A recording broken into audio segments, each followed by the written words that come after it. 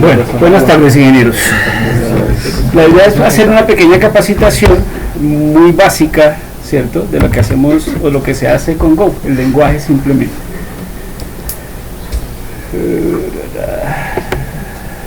¿Por qué la capacitación básica? Pues digamos que lo que más usamos nosotros de Go es a través del framework Vigo, ¿sí?, donde a través de un comando hacemos un API, le pasamos una cadena de conexión y él nos genera solo todo el API CRUD para un modelo de datos, ¿cierto? A veces hay que entrar a ese modelo de datos y modificar algunas cosas. ¿Listo? Entonces dentro de ese modelo de datos a veces, no sé, hay que trabajar con algún apuntador particular, alguna estructura, un arreglito, modificar algún for, cosas por el estilo. Además de que dentro de la arquitectura que nosotros trabajamos, por encima de ese API que hace todo el CRUD a través de servicios REST, es montar un MID-API que tiene que enlazarse con otros componentes, el gestor de reglas de la oficina, ¿cierto?, traer esas reglas, hacer algún procesamiento y cosas, y eso sin ningún comando que me cree ese MID-API, ¿vale? Entonces es darle una revisión pequeña al lenguaje, ¿sí? De repente algunos aquí ya saben más que yo de Go, ¿vale? Por allá trabajó el semestre pasado, se dio la pela con Go, entonces pues bueno, vamos a ver hasta dónde les puedo acompañar en esa capacitación. Pues lo primero es preparar todo el entorno que necesitamos para trabajar con Go, ¿vale? Entonces está hecho para sistemas Linux. Ustedes saben que yo utilizo software libre, que poco de ese virus de Windows, así sea en la versión 10 o en la versión 7, no importa, no me gusta. Y pues digamos que es un sistema un poco más estable, no hay que estarlo formateando cada 2 meses ni nada por el estilo, ¿vale? Sin embargo, pues en teoría la instalación es al estilo Windows, next, hasta que se acabe, ¿sí? Aquí uno pues puede tener algún control de muchas cosas de lo que hace ahí. Entonces nosotros nos cambiamos a root en nuestro sistema. Esto está hecho para CentOS, esa presentacioncita, digamos que si trabajan en Fedora sería un DNF install, no cambiaría nada más. Si estoy trabajando con sistemas al estilo Debian como Ubuntu, un apt-get install, y debe funcionar tal cual. ¿Listo? Lo que sí es importante es que yo tenga un archivo donde define las variables de entorno que él necesita para poder trabajar, ¿vale? Aparte de instalar el paquete, pues defina eso. En el caso de CentOS y por lo general en la mayoría de distribuciones, dentro de etc el profile de todo lo que yo tenga ya con extensión .sh se carga cuando se ejecuta, o sea, arranca mi sistema. ¿Listo? Entonces como que esas variables de entorno quedarían disponibles ahí para empezar a trabajar. Si uno las crea, no les toca como en Windows que tengo que reiniciar la máquina para que me tome ese path, no, simplemente yo hago un source de ese archivito y quedaron disponibles esas variables de entorno. Esas cosas que me gusta más Linux que Windows. Entonces, ¿qué tiene nuestro archivo? El nombre que queramos ponerle allá .sh dentro de esa ruta, pues vamos a exportar allá el go root, ¿cierto? Userlib Golang, donde queda instalado el GoPad, que es el directorio de trabajo donde yo voy a manejar todos mis paquetes, mis fuentes, las dependencias que baje y todo lo demás, ¿cierto? En mi caso, en mi carpetica de home, yo creo una carpeta que se llama Go, ¿sí? Y el pad, al pad del sistema, le voy a agregar ese go root y le voy a agregar mi GoPad. ¿Listo? De esa manera. Entonces, esto me queda dentro de ese archivo, lo guardo, si este en este caso fue con nano, lo guardo, salgo del editor,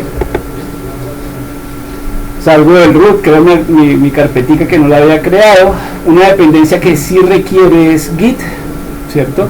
El gestor de paquetes que maneja Go a través de los comandos go-get utiliza Git para poder coger y bajar todas las dependencias que le digamos, ¿cierto? Entonces simplemente se hace un install allá el Git o el apt o el dnf install, lo que sea. Cargo mi archivito, ¿cierto? Source, etc profile de go en .sh y ya tengo disponible todo eso. ¿Cómo trabaja entonces Go? Dentro de esa carpetica donde yo definí mi GoPad, ¿cierto? Él tiene allá 3 carpetas. Una carpeta de src, que son todos los archivos fuentes para Go. Una carpetica pkg, que son todos los paquetes o los objetos de paquetes, ¿cierto? Y la carpetica bin, donde están los comandos. ¿Se acuerdan que allá en el pad pusimos el bin del go root para poder trabajar y el bin del go pad para poder trabajar? En particular, el framework que trabajamos nosotros, Vigo, ¿cierto? Él monta su interfaz de comandos que es B allá en esa carpetica. Entonces, si yo no tengo seteado eso, no voy a tener disponibles mis elementos para poder ejecutar un comando como el B API o el B new, cualquiera de esos. ¿Listo? Ya después que tengo yo eso, pues entonces dentro de mi GoPad, en el SRC, pues lo ideal es que como trabajamos a través del Git, mantengamos la estructura del Git, pensando en el manejo de las dependencias que podamos hacer nosotros de nuestros paquetes, lo que compartamos, etc. Entonces, la recomendación en algún contenedor al estilo Git como GitHub, uno crea su usuario, ¿sí? Y allá va a terminar cargando cosas y va a terminar publicando todas esas cositas. Entonces, tengamos esa estructura para cada vez que yo tengo el proyecto, se mantenga toda la estructura completa para el manejo de las dependencias, ¿sí? Un primer problema que tuvimos aquí con los primeros ejercicios que se hicieron de eso, es que uno creaba, a partir del nombre del proyecto, la carpetica ya en el SRC, cuando lo cargaba GitHub, alguien lo descargaba, y eso le queda con la ruta de GitHub, el nombre del usuario, el proyecto. Es decir, hacer un import de alguna ruta, y la ruta no tenía toda esa estructura, ¿vale? Entonces se perdían o no se podían obtener esas dependencias y marcaba errores. Entonces la recomendación es que en mi GoPad, en SRC, yo creé una carpetica de github.com, una carpetica con mi nombre de usuario de GitHub. ¿Listo? Ya después de eso, entonces creo mi archivito, mi carpetica del proyecto, hello en este caso, ¿sí? Y ahora sí voy a crear mi archivo. Entonces igual un nano a través de toda esa ruta, hello.go, ¿sí? Esa es la extensión de nuestros archivos fuente para Go. El Hola Mundo en Go. Nosotros tuvimos un profesor por allá que si usted es capaz de hacer un Hola Mundo, ya sabe programar en ese lenguaje, ¿vale? Pues si usted hizo el Hola Mundo y le funcionó, ya puede hacer lo que quiera de ahí en adelante. El resto de manejo es sintaxis.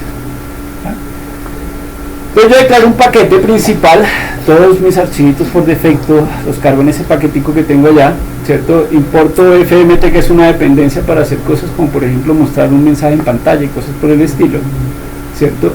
Tengo una función main, lo único que hace es eso, fmt.printf hello world, y salta el ¿listo? Entonces, ese es el ejemplo base. Ojo, ese hello world no se lo inventó el profesor Alejandro Das, eso ya se lo inventaron hace mucho tiempo. Este está tomado de ahorita de la página de Go by Example. ¿Qué hago yo con eso? Entonces yo puedo hacer una prueba de ejecución de eso a través de un Go Run, ¿cierto? El nombre del archivito, hello.go, aquí me quedó mal, ¿vale? Hello.go, y pues voy a obtener la respuesta, hello world. ¿Listo? Lo otro que puedo hacer es construir, obviamente esto también me lo construye, ¿vale? Esto me construye una vez el ejecutable, pero yo puedo hacer la construcción sin necesidad de hacer esa prueba de ejecución y hago un go build hello.go, y en mi carpetica obtendría el comando y tengo toda mi fuente, ¿sí? Entonces para ejecutarlos yo ya puedo hacerlo a través de ese comandito así, o puedo hacerlo un go install hello.go y él me genera también todo eso, y ya tengo un comando del sistema que se llama como mi nombre de archivo que creé en .go y lo puedo ejecutar desde cualquier parte. ¿Listo? Yo tengo la respuesta de eso. Todos los ejemplos que vamos a ver ahorita, ¿cierto? Que les causen a ustedes curiosidad, los vamos a ver acá de Go by Example. Por eso cargué la paginita de Go by Example acá, que esa es la que conocen ustedes, ¿sí? Listo, allá está mi hello world, está el manejo, por ejemplo, de los valores que tiene él. Fausto tiene el correo de todos ustedes, ¿cierto? Una pregunta, cuando dice Go install, pone los binarios en el slash, en el GoPad slash bin o GoPad, En el bin. en el bin, Sí. pero no GitHub de usuario slash bin, No, te queda el comandito allá en el bin y él sabe en dónde está ubicado allá en el este. Porque esa es la ruta de ejecución que él tiene. no, No, va para todos Ajá. los Go builds. No, perdón, y los paquetes se los ponen en el PKG, que son las dependencias con las que él trabaja. Sí, por eso no hay problema de ese ¿Se manejo. acuerdan los install, los binarios? Ajá, en el bin. Ahí tenemos un ejemplito de los valores como los maneja él, ¿cierto? Entonces allá tenemos simplemente la concatenación de unos string, ¿cierto? el manejo de unos valores enteros, de unos flotantes, de lo que puedo obtener yo trabajando con dos booleanos, es lo esperado, ¿cierto? Es normal, no tiene así alguna particularidad que diga, no, la concatenación no se puede hacer con el más, o tiene una validación especial para verdadero y verdadero, no, es tal cual cualquier lenguaje. Acuérdense que esto está basado en C y está basado en Python, la creación del Go, ¿listo? Entonces quedó un lenguaje elegante con la sintaxis conocida al estilo de C. Otro manejo por allá. Bueno, lo bueno de esta página cuando uno está aprendiendo es que puede hacer cosas como esta, no tiene que irse por allá a instalar alguna cosa rara, sino que simplemente voy ahí a la red.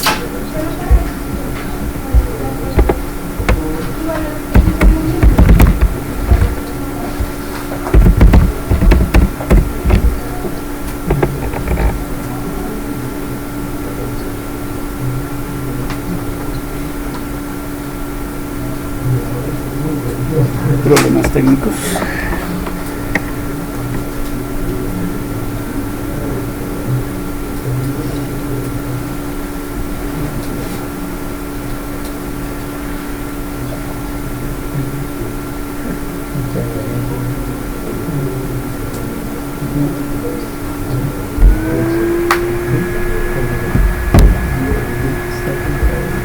Ese tuvo Rita cuando ya tenemos conexión por el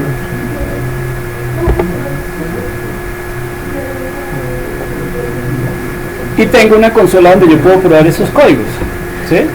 Entonces allá tengo el mismo código que teníamos en los valores y yo puedo probar si es verdad o no me están diciendo la verdad o alguna cosa por el estilo. Como hacer cambios en ellos y probarlos, ¿sí? Vale.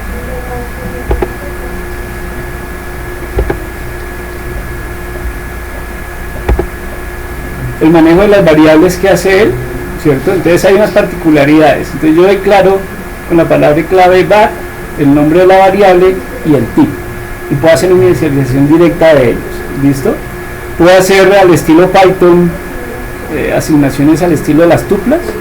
Entonces hago mi declaración, le digo que las dos son de tipo entero, pero de una vez le paso el conjunto de valores y él los asigna uno a uno, ¿sí? Puedo hacer la asignación, ¿cierto?, de un valor y él puede tomarlo de forma dinámica el tipo, ¿sí? Puedo hacer la declaración simplemente y él me lo inicializa por defecto, ¿sí? O puedo hacer instanciación e inicialización, como en este caso, a través del operador dos puntos igual, ¿vale? Entonces yo no dije que era variable, no dije qué tipo era, pero le hice la asignación de una vez de algún valor. Bueno, entonces él me la instancia y me la define de tipo string y le da el valor de una vez. ¿Listo? No vamos a correr todo, sino que vamos a mirar algunos ejemplos de eso. Otro ejemplito que es el manejo de constantes. Entonces tiene la palabra reservada constant. Hay que mirar, por ejemplo, en el manual de Go las particularidades que tienen los enteros acá. Aquí yo le defino el entero y sobre qué base va a trabajar él. Si es de 64, cuando hace conversiones, no simplemente decirle voy a pasar, por ejemplo, de un string a un entero, yo tengo la posibilidad de decirle listo, trabaje con ese string, conviértamelo a entero, pero eso viene en sistema de base 10 y además de eso limítelo a 32 o a 64. Entonces yo puedo jugar con muchas cosas aquí en Go para dar flexibilidad y hacer control de errores de mis cosas también de forma muy fácil. Hay una particularidad y si no estoy mal no existen los while, ¿sí? Pero existen formas de for que simulan esos while, ¿vale? Entonces uno de los for acá, pues digamos que yo tengo una inicialización por allá de una variable, tengo un for i menor o igual que 3, entonces para mí eso es la simulación de un while. ¿Listo? Establezco el valor inicial, evalúo la condición y mando a ejecutar mi ciclo tranquilamente allí. ¿Listo? O digamos que es más al estilo de lo que conocemos nosotros el for, ¿cierto? Con la instanciación y la asignación del valor de una vez de esa variable, la condición hasta dónde y el incremento, ¿sí? O un for infinito, ¿cierto? Y por allá más adelante uno podría evaluar si salta o no salta o mandar el salto directo de una vez de eso, ¿no? El manejo de los saltos de eso, como el break, el continuo, es igual que en C, ¿Listo? Ese for, por ejemplo, tiene el salto, la ruptura de una vez, entonces simplemente imprime el loop y se sale de allá. ¿Listo? Los condicionales los maneja de forma tradicional allá, ¿cierto? Aquí está, por ejemplo, el del módulo, con el if y con el else, el del módulo solito. Una forma particular, ¿cierto? Inicializo la constante, el valor, y pregunto. ¿Sí? Entonces, si no, y con el else, eso sí trabaja igual que el estilo de CL, eso es else if y eso es else.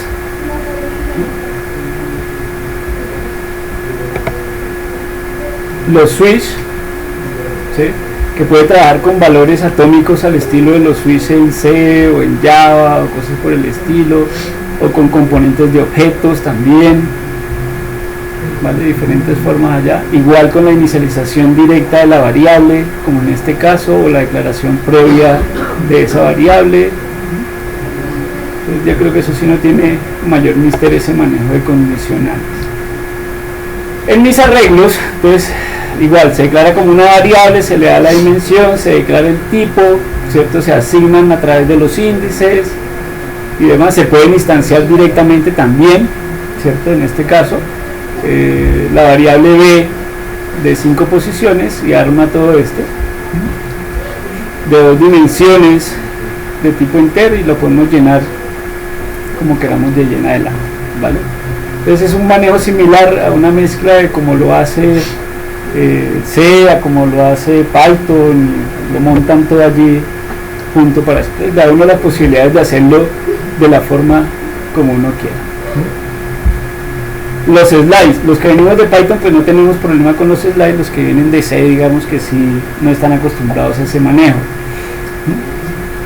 Entonces un slide es como tomar en parte una porción de algún elemento, ¿sí? Entonces yo tengo allá la declaración de eso a través de un make, hace la composición de esos elementos a un string, inicializa ya unos valores para eso, establece allá o pone un set S para mandar el mensaje en pantalla, el get también de una posición, copia un arreglo en otro, digamos que es un manejo allá tranquilo. Igual lo podemos manejar así en 2D o en una sola dimensión, tal cual se manejan esos arreglos. ¿Listo?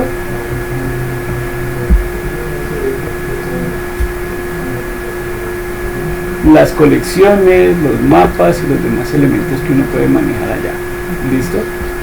Pues igual yo voy a trabajar allá eso, declarando de este tipo los valores, lo que contenga allá adentro. Entonces le digo que el índice para ese valor va a ser K1, el índice para este valor va a ser K2, y trabajo un mapping, eso sí tal cual se maneja en otros lenguajes de programación, ¿sí?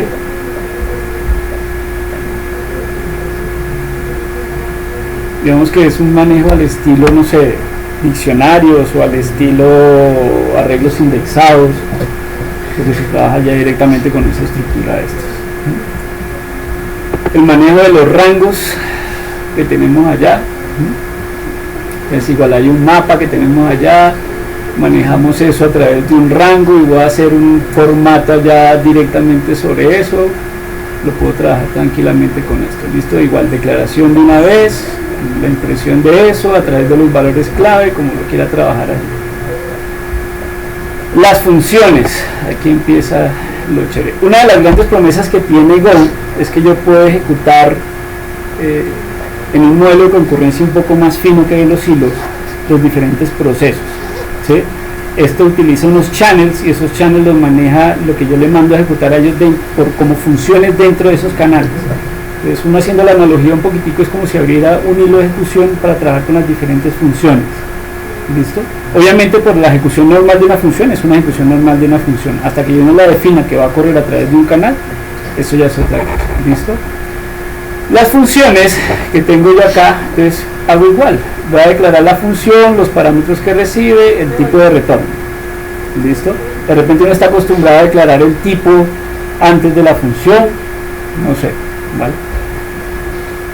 Si no tengo ningún tipo de retorno, pues simplemente no tiene retorno de nada, es lo que hablaríamos nosotros de un procedimiento a diferencia de una función. ¿Listo? Yo puedo hacer declaraciones de este estilo, puedo hacer declaraciones como se hacen con las variables común y corriente. Como eso maneja las asignaciones también al estilo de las tuplas, pues él también puede manejar retornos de múltiples valores.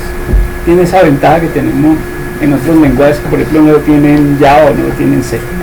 Entonces yo tengo una función vals, no recibe parámetros y él retorna 2 enteros. ¿Listo? Y hago la asignación a ese estilo Python del manejo de las tuplas A y B es igual a lo que me retorna vals. ¿Sí? Este sí ni lo he mirado. ¿Listo?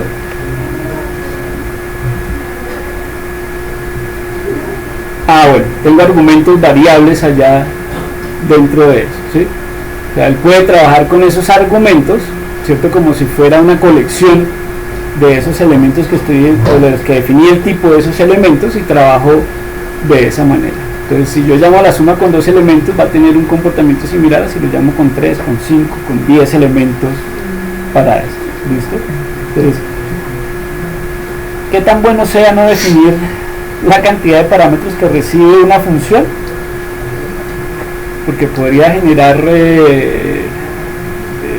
falta de control en el manejo de los tipos de datos o los datos que recibe un elemento. Y digamos que nosotros como programadores, a veces por hacer una encapsulación o por no hacer alguna encapsulación de nuestros módulos, nos gustaría trabajar con este tipo, pero empezamos a perder control de cómo se están manejando ese paso de parámetros. ¿Listo? Lo digo porque uno a veces dice, cuando les dicta a ustedes, por ejemplo, el manejo de la cohesión y el acoplamiento, todo eso, que las funciones solamente, ojalá nunca tuvieran parámetros, sino que se setearan por fuera de ellas y se llamaran después, que como máximo un parámetro. Entonces dicen, listo, profe, yo le recibo solamente un parámetro. ¿Y qué tiene ese parámetro? Un arreglo de muchas cosas, ¿vale? Entonces es algo como por el estilo, ¿sí? Tenemos la flexibilidad en el lenguaje, pero hay que tener cuidado, hay que saber muy bien cuándo se utilice ese arreglo de parámetros. ¿Listo? Sin embargo, pues el lenguaje tiene allá esa función, ese manejo de eso.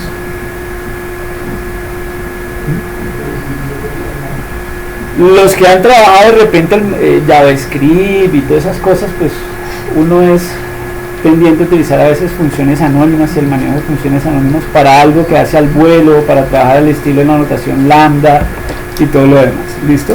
Entonces uno puede trabajar con ese tipo de funciones si uno quisiera trabajarlo también acá a través de la generación de esos clausuras, ¿cierto?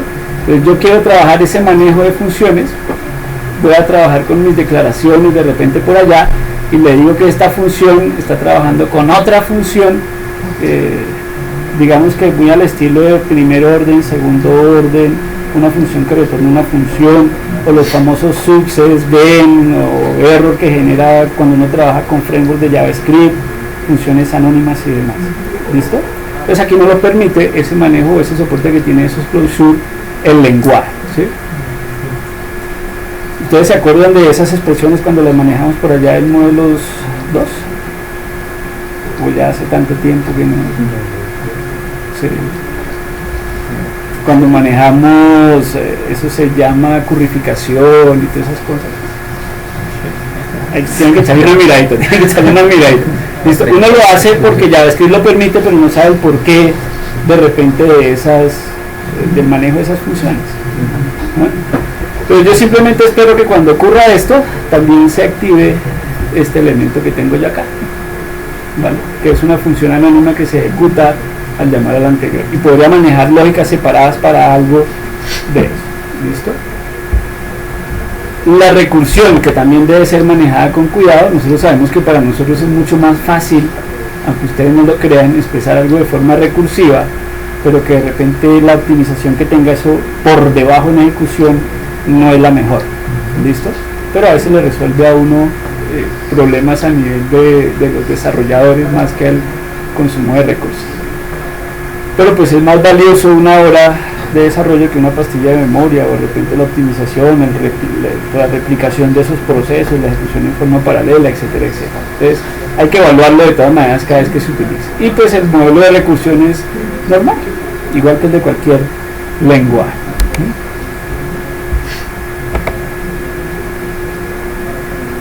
Para los que no nos gustan los apuntadores, Go también tiene soporte de apuntadores, ¿vale?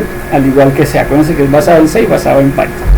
Entonces él nos da el soporte de ese manejo de apuntadores y podemos hacer igual referencia, de referenciar, indirección, trabajar en profundidad, tal cual como se manejan en C esos apuntadores. ¿Listo? Los pasamos como parámetros para hacer allá el manejo de la referencia y no trabajar con una copia del valor, etcétera, etcétera. ¿Listo? Es el mismo manejo que tenemos allí en C. Esto es importante que lo tengan claro, el manejo de las estructuras, y pues obviamente si va a trabajar con estructuras, las referencias a esas estructuras, los apuntadores a esas estructuras, ¿sí? Porque cuando uno a través de Vigo genera algún CRUD o alguna cosa por el estilo, es lo que monta es una estructura para hacer la representación de la información con la que va a trabajar, es decir, de la tabla y del JSON que va a generar como respuesta de eso, ¿sí? En esa estructura se define el modelo y con ese modelo se hace de ahí en adelante todo. O sea, yo tengo que jalar unos campos de una base de datos, pues yo hoy traigo esos campos y lo voy a montar en la estructura. ¿Listo? Y con esa estructura trabajo tanto hacia arriba como hacia abajo en los procesos de inserción o de resultado de esos datos. Es parecido al manejo que tiene C, ¿cierto? Entonces yo tengo un tipo persona que es una estructura que tiene dos campos, en este caso nombre y edad, uno de tipo string y uno de tipo entero. ¿Listo? Y si yo quiero crear una estructura, pues la puedo crear de esta forma. Entonces imprímame esa persona con nombre Bob y edad 20, ¿vale? Imprímame esta persona y también puedo trabajarlo con referencias de los campos, el nombre Alice y la edad 30, o solamente creo la estructura con el nombre, o creo una estructura que ya tiene un manejo de referencia de eso, ¿cierto? Igual con los mismos campos, o créeme haciéndola a través de instanciación de esas variables, trabajando con una variable, copia de esos a través de las referencias, asignación de esas referencias que tengo yo de la copia original, y puedo trabajar de esa misma forma. ¿Listo? O sea, es un manejo muy similar al que hacemos con C, con la diferencia que yo aquí puedo hacer instanciación y asignación, mientras que allá no se puede directamente. ¿Listo?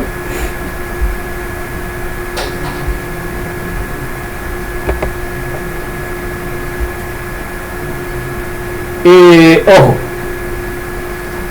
Go no es orientado a objetos, ¿sí? No tiene lo que conocemos nosotros como la orientación base o todos los conceptos base de orientación a objetos que tienen lenguajes como Java o C++, ¿sí? Sin embargo, yo sí puedo asociar comportamiento a unas estructuras al estilo de los prototipos en JavaScript, ¿sí? Algo parecido a esos prototipos o esa orientación a prototipos que tiene JavaScript, yo la puedo hacer con Go. Entonces yo tengo mi estructura, tengo mis funciones, ¿cierto?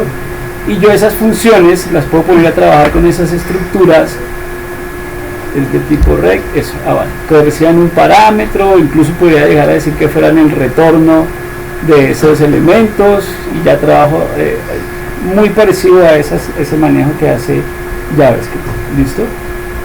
De repente la diferencia es que aquí yo no tengo el identificador dentro del prototipo, pero sí puedo trabajar como retornos y asignaciones de esos elementos como parámetros.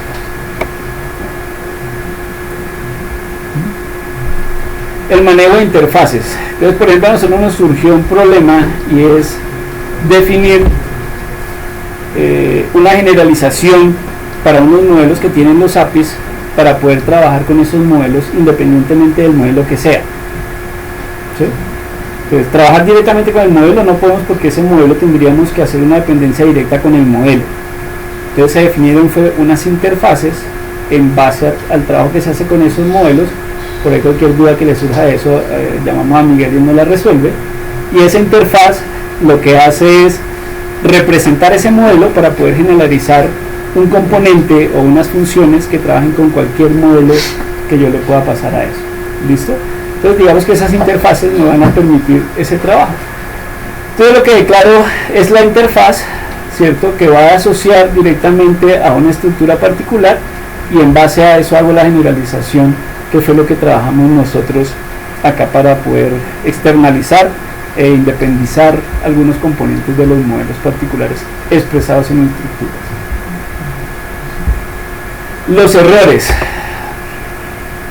que es una duda que le surge harto allá en el curso de Ciencias 3. ¿sí? Y ese manejo de los errores. Entonces, aquí tiene la particularidad muchas funciones, que esas funciones, como pueden devolver diferentes elementos, además de que me devuelven el valor, también pueden devolver el error que se pueda presentar dentro de la expresión. ¿Listo? Y eso es lo que más les ha causado duda. Él maneja un log de errores al estilo de, no sé, el error que tienen otros lenguajes para mostrar en alguna consola particular ese manejo como tal. Y nosotros también podemos controlar esos errores a través del retorno de las funciones que se hagan con ellos. ¿Listo? Mientras si tenemos por aquí algún ejemplito que retorne ese valor aparte, no es control directo lo que se está haciendo acá. ¿Listo?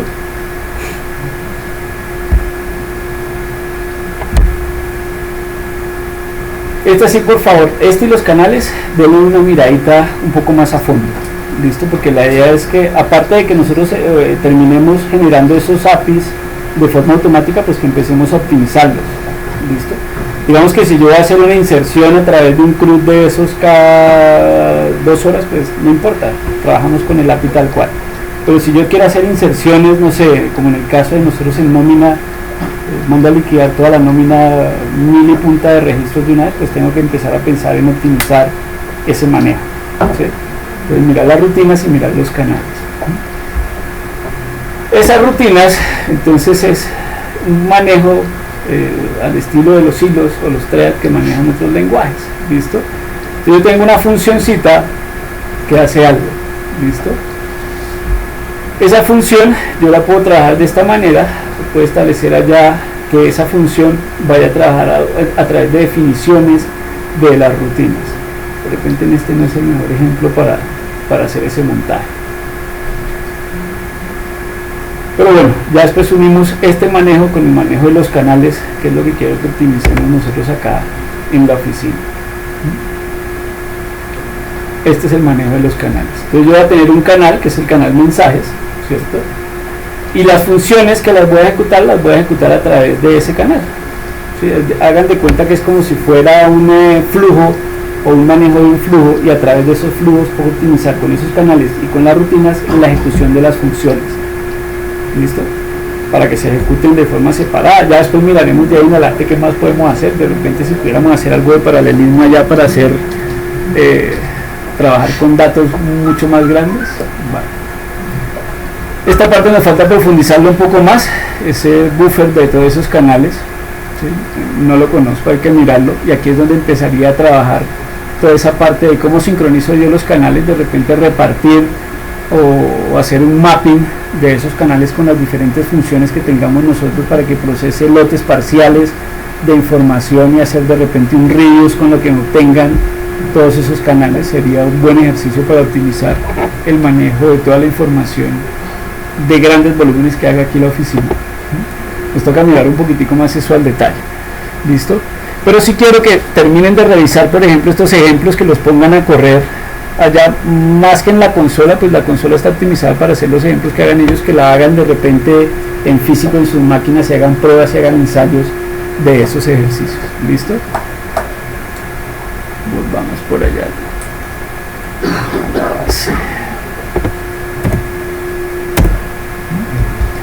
Ejemplos ahí.